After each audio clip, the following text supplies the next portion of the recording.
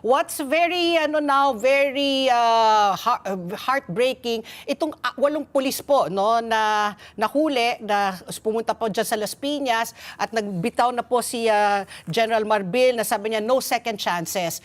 Maybe you can shed light this and what's going to happen? Ganito na ba karog yung ating mga kapulisan and how blatant they are to go and serve an arrest warrant tapos nanakawan pa nila 84 million pesos worth of jewelry, cash, watches, who else mga gadgets.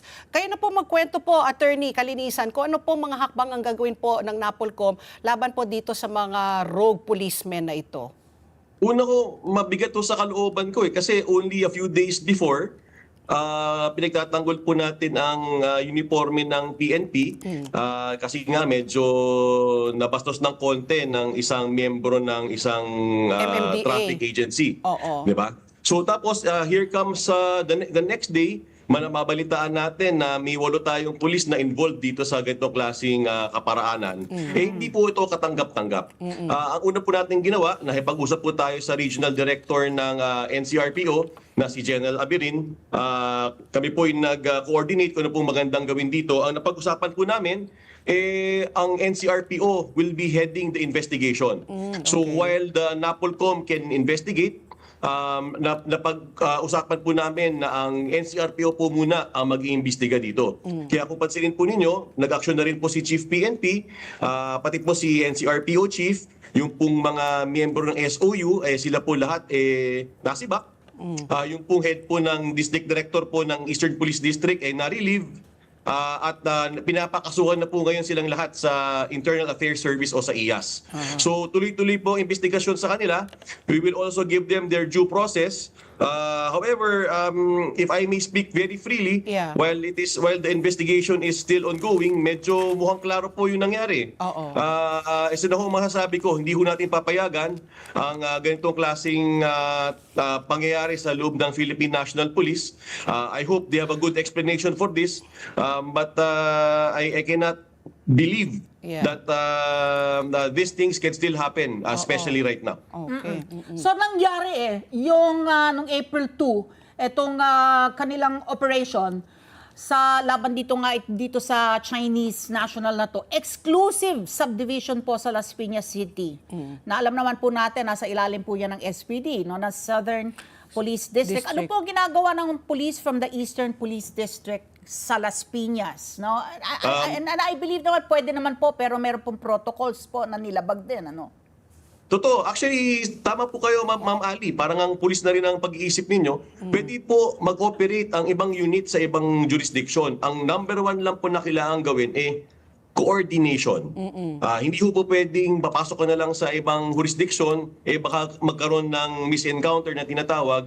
So, cardinal rule po yan sa uniform service na kailangan mong kausapin ang hari dun sa area na yon. In this case, apparently there is no coordination made.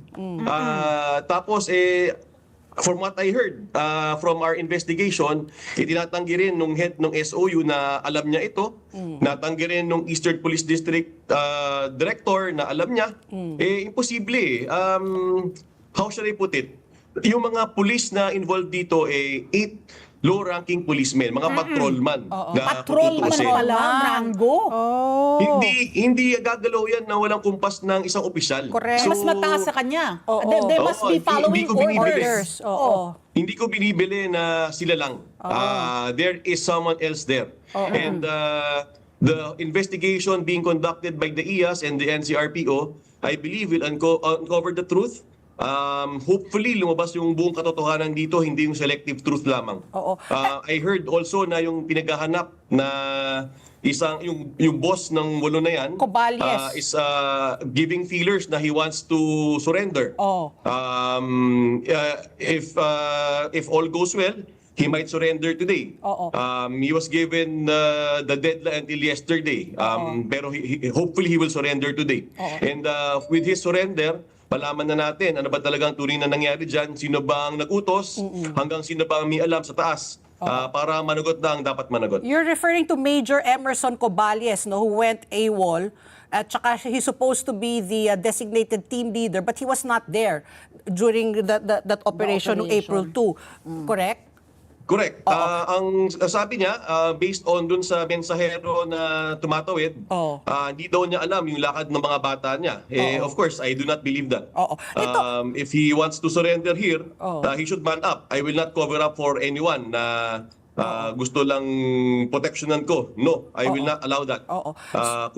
Kung gusto niya sumuko siya, Yeah. pero he should tell the truth. Oo. Hindi yung gagawa pa tayo ng senaryo na mali naman. Oo. Ito, attorney, lang kalinisan, ito yung medyo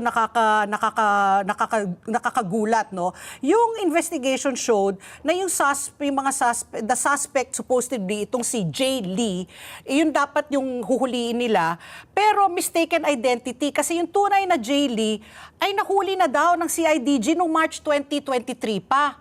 So, supposed to Ang be gulo yung ng kwento, kaya no? ano ng kwento? So, sino ba to si Jay Lee at bakit po siya binigyan supposedly ng warrant of arrest na bailable naman yung amount na 200,000 pero sinasabi ng mga operatiba, sinusuhol daw sila ng 14 million. Parang sa 200,000, magbabayad ka ng 14 million? Totoo po, ma'am. Nakakatawa yung alibay eh. Oo, yung narrative. Sige Bailable nga. po yung kaso, Oo. tapos yung suhol, mas malaki pa doon sa bail. Kaya nga. Meron din rin po tayong report kung sino po yung taong yan, pero since it's under investigation, baka dapat po tahimik muna po ako dun sa aspetong yan. Pero I think it was, the report is out in media Yeah. na there was quote-unquote bribe money being given and being surrendered by these policemen. Medyo incredible eh. The story is too good to be true.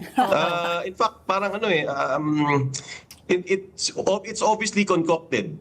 So therefore, things must be uncovered. Dapat palaliman yung investigasyon ng IAS. Tiwalang-tiwala tayo sa Inspector General ng IAS na si Director General Dulay. Alam ko na magtatrabaho siya ng maayos tungkol dito at aantayin natin ang resulta ng investigasyon ng IAS. Let's get together. Sunday 25. Sunday 25.